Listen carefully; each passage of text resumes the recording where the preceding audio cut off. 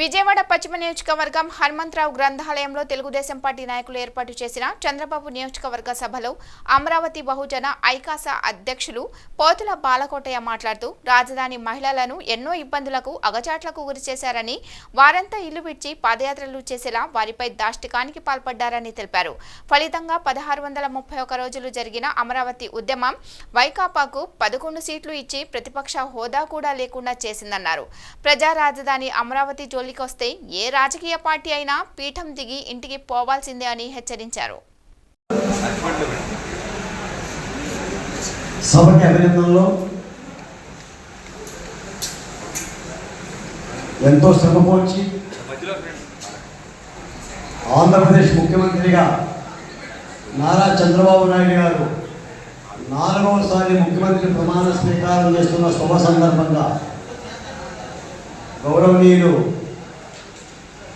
ఎన్ఏ వెంకటనారాయణ ప్రసాద్ గారి సౌజన్యంతో మిత్రులందరూ కూడా శ్రీరాజు గారు కానీ, కారుమంచి రాజు గారు, అలాగే పెరుమాళ్ళ గురునాథం గారు, పెద్దలందరూ కూడా ఇక్కడికి ఇచ్చేసి ఈ శుక్రవారం సాయా సంధ్యావేళనే మీ అందరికీ ఈ ఆర్కెస్ట్రాతో ఆనందించి ఒక ఆహ్లాదకరమైన, ఒక సంతోషకరమైన ప్రభుత్వం వచ్చింది కాబట్టి ఆ సంతోషాన్ని మీ అందరితో పంచుకోవాలని చెప్పని ఈ సభను ఏర్పాటు చేశారు.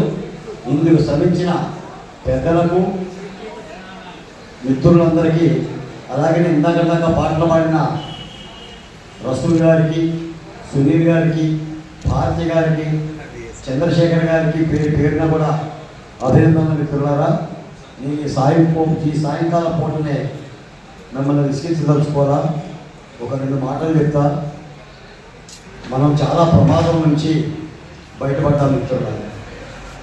2024 దొరుకుతుందని భయపడ్డాం, కానీ ఆ ప్రమాదం నుంచి ఒడ్డును పడ్డాం. ఎందుకంటే మీరు ఇక్కడి నుంచి చికిత్సాపించే అందే ప్రజారాజధాని అమరావతి 631 రోజులుగా రాజధాని కోసం భూములిచ్చి ఉద్యమాలు చేశారు, కన్నీళ్ళు పెట్టారు, రక్తాలు కళ్ళ చూశారు, చీరలు లాగారు, అగచాట్లు పట్టారు. నాలాంటి దళిత భోజన కులాల నాయకుడినైనా కూడా 16 సార్లు నన్ను అవసరం చేశారు. ఎప్పుడు చంపుతారో, ఎక్కడ చంపుతారో, ఎలా వెళ్ళాలో నా కారు కూడా ట్యాగ్ అయిపోయి ఒక భయానకమైన వాతావరణంలో బతికాం. ఈ రాష్ట్రంలో ఏ ప్రతిపక్ష పార్టీ నాయకుడు కూడా స్వేచ్ఛగా బతకలేకపోయాడు. ఆఖరికి 73 ఏళ్ల వయసులో సాక్షాత్తు చంద్రబాబు నాయుడు గారే 53 రోజులు 72 అడుగుల ఎత్తున ఉన్న రాజమండ్రి సెంట్రల్ జైల్లో దుఃఖిస్తుంటే, బాధపడుతుంటే నాటి ప్రభుత్వం హేళన చేసింది, తత్ఫలితం అనుభవించింది. మిత్రులను ఒక మాట చెప్తున్నాను. ఇందాక ఎన్టీ రామారావు గారి పాటలు పాడారు. ఈనాటి ఎన్టీ రామారావు గారు దాదాపు 30 ఏళ్ళది. ఆయన కుమారుడు బాలకృష్ణ పాటలు, ఈ వందనం అంతా కూడా, ఈ సభామందిరం అంతా కూడా ఒక తెలుగుదేశం తోరణంగా అయిపోయింది. అంటే ఎప్పటికైనా మంచి గెలుస్తుంది, ఎప్పటికైనా మంచి నిలుస్తుంది. ఎదురుకాలం వస్తుంది అప్పుడప్పుడు, కానీ చెడు శాశ్వతంగా ఉండిపోదు. ఎద్దురుడికి బిడ్డపడుతుంది. ఈ చంద్రబాబు నాయుడు గారు ముఖ్యమంత్రి కావడానికి ఎంతోమంది మిత్రులు నాకు తెలుసు ఇటువంటి వాళ్ళందరూ కూడా ఎలాంటి కష్టాలు పడారు.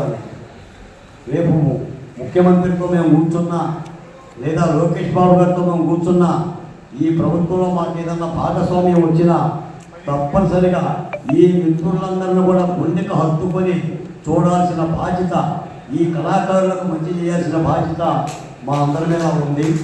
చేసి తీరుతాం. మీరు TVN, TV5, ETV all the best.